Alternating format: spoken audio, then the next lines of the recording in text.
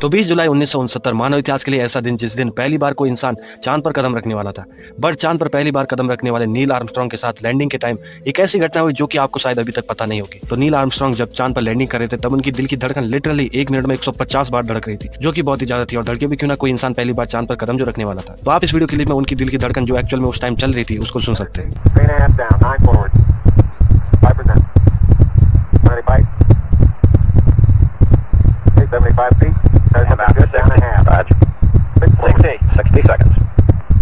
तो ऐसी amazing videos के लिए like and subscribe. Hi guys, चुप पांडो, बेल आइकन दबाओ, नोटिफिकेशन पाओ, पक चोरी हटाओ।